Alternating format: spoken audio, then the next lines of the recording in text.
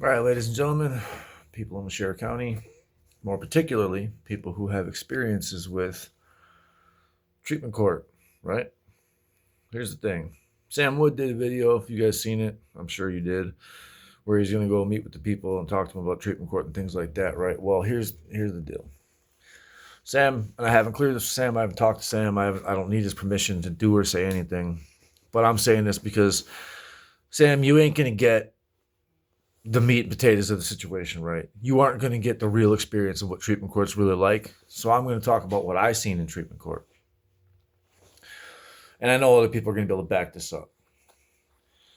Treatment court is a system or a group of individuals that, in my opinion, is in it solely for to have another notch, another title they can put on there in their portfolio, and they act however they want, whenever they want, just because they want, with no consequences, no oversight, and they don't have to answer to anybody. I've seen this treatment court staff. I don't know if it's the same people or not, I don't know. But I've seen them take a pregnant woman who came in on a day when she wasn't supposed to be there just to make sure she didn't miss court, right? They took this woman and they put her in jail for a sanction because she didn't, in their opinion, it showed her disregard for the program, that she couldn't remember the days she was supposed to be there and the days she was not supposed to be there. So they felt like giving her some time to consider it would really enhance her appreciation of the program and this opportunity that she's been offered. This same program took this same woman and put her on a GPS monitor because she refused to end a relationship with an individual who supported her, showed up at every treatment court hearing, took her to all the Shines meetings, took her to all the extra group meetings that they made her go to, like AA and all this other crap, when she didn't even have an alcohol problem, right? All because the individual was going through a divorce proceeding that Guy Dutcher presided over, and it got pretty messy. Additionally, she was punished because not only a male staff member or a male team member, but a female team member also they both made sexual passes at this woman and were reprimanded by her boyfriend or challenged on it by her boyfriend, whatever you want to call it. And they punished her for it. They then put a no contact on these two individuals, a legally binding no contact on two individuals, one with which was pregnant by the other one. But they put a no contact on them because the boyfriend had the balls to stand up and say, hey, you can't press her in that manner. You cannot make a pass at her. You can't put your arm around her shoulder and say, there's somebody out here who will treat you better than he does. That was the female. The male was sending messages through Facebook to her inbox saying they need to meet and they need to schedule a time, get together outside of business hours, and giving her a list of places where they can meet, things of that nature, right? The same woman, right, was fired from her job because they put so many restrictions on her and made it so hard for her to have or maintain employment because she had to miss work or call out of work early or come in late so she could go to all their meetings, take their UAs, which they call her whenever they wanted to, and bring her in to take a UA. Any day of the week, didn't matter, right? This same woman had false allegations made against her about trading off her prescription medication for drugs, was given a UA, passed the UA, handed over her medication for a count to her social worker or whoever. Count was right. There wasn't a single one missing. Yet what'd they do? Sanctioned her for it. Time in jail. Made her write essays. Made her stand up in front of the group and talk about the dangers of trading drugs and things of that nature, right?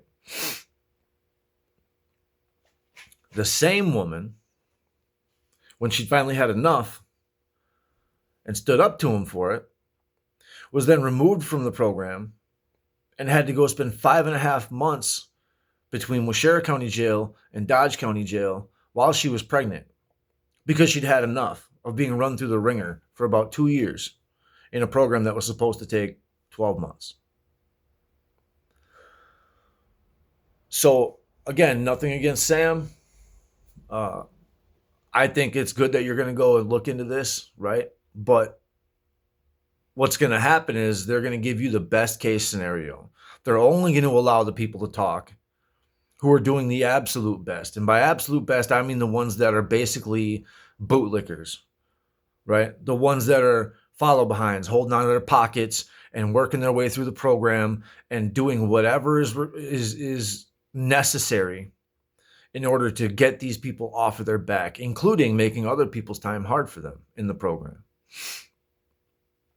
In my opinion, this program is ass backwards. It does not need to exist, to be honest with you. And if it does, it needs to be completely disassociated from the court system, from either judge. The district attorney shouldn't have anything to do with it. If at the very least, they should get memos or reports on what's happening from people who are not tied in with the district attorney's office or the Washera County justice system at all. Because let me run this by you. How the hell does it work that a judge can sentence somebody to a program that they oversee, or give them an alternative to sentencing, or don't send them to prison, let's just send you to the treatment court program that they oversee. And then after a year, year and a half, 2 years in this program, they kick the same person out of the program, then bring them back right in front of them, that same judge, and sentence that individual to jail time. The whole time citing how they conducted themselves in the program and how they dropped out of the program and acting like they don't know why they got dropped out of the program, even though they were there the whole entire fucking time. It's just one more example of how our system is backwards as hell. A lot of people are going to hate that I said this. A lot of people I've been talking to, but you know what? Y'all been distancing yourselves from me, and you guys have been kind of cutting me out because I say the shit people don't want to hear. You want to know why? I'm not a politician. I will never be able to hold public office, and I don't care. But the shit that's going on in this county needs to stop. This treatment court is one of them. It's not just this woman, who is my wife, by the way. So I don't want to hear anybody say none of this, unconfirmed reports, blah, blah, blah. I watched this shit happen. Guy Dutcher in treatment court said, Miss Conkle, because that was her name at the time, you're not the one we have the problem with. It's not you who we don't appreciate your having your presence in this courtroom. Pointing at me while he said it. I'm sitting in the back in the galley by the doors. This was in the old courthouse. They don't have it no more, right? They tore it down. Pointing directly at me and saying, because we don't like him, we're making your life miserable.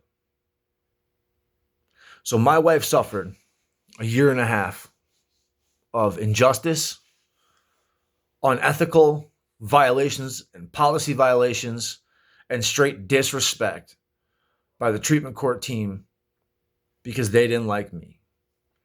Because when they pulled bullshit, I would go in there and cite the law like you see me do in my videos. I would cite the law and cite their policies and procedures back to them. This is how you're supposed to operate, not however you feel like it. This is what you're supposed to do in this scenario because the law says so or your policies and procedures say so, but they wouldn't do that. They do whatever they want. And it's disgusting. We need to completely and totally revamp this treatment court system. If it's going to be here, it needs to be effective, and removing the judge from sitting over it is one of the ways to do it. Getting people who are not involved in the Department of Human Services or Child Protective Services in this county is another way to do it. They should be liaisons, not administrators and overseers. That's my take on it.